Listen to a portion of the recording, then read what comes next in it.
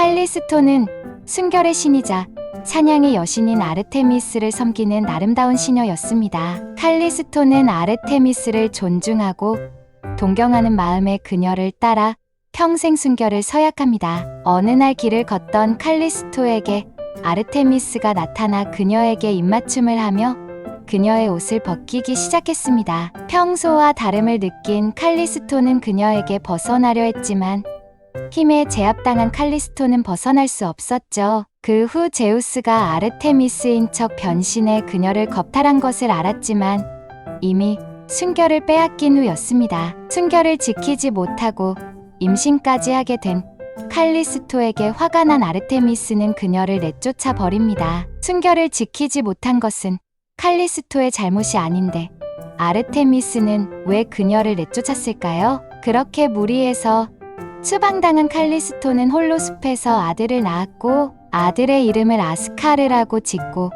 열심히 키웠습니다. 그러던 어느 날 헤라가 그녀를 찾아옵니다. 칼리스토의 아름다운 얼굴을 보고 질투를 느낀 헤라는 그녀를 곰으로 만들어 버립니다. 그것을 지켜보던 제우스는 그녀의 아들을 몰래 빼돌려 칼리스토의 아버지 리카온에게 기르게 합니다. 외할아버지 밑에서 청년으로 자란 아스카르는 엄마를 닮아 숲과 사냥을 좋아했습니다. 아스카르는 여느 때와 다름없이 숲에서 사냥을 즐기고 있었을 때였습니다. 곰으로 변한 칼리스토가 아스카르를 발견하고 너무도 반가운 마음에 다가가지만 아스카르의 눈에는 위협적인 곰이 다가오는 것으로 밖에는 보이지 않았고 활시위를 당겨 곰으로 변한 그녀를 겨냥하게 되었죠. 자식이 부모를 죽일 수도 있는 상황을 바라보던 제우스는 아스카르를 작은 곰으로 변하게 한 뒤 이 모자를 별자리로 만들어주는데요.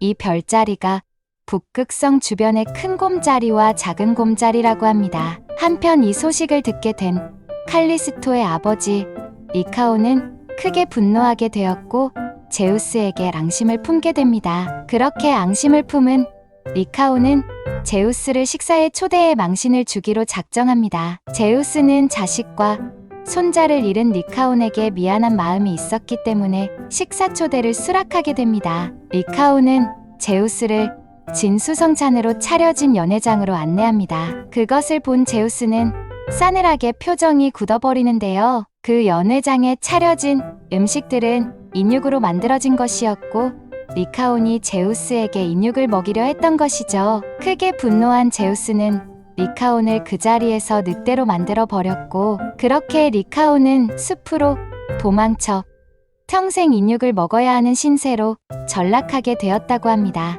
이 신화가 오늘날의 늑대 인간 전설의 기원이라고 전해집니다. 지금까지 곰자리로 변해버린 칼리스토의 이야기였습니다. 감사합니다.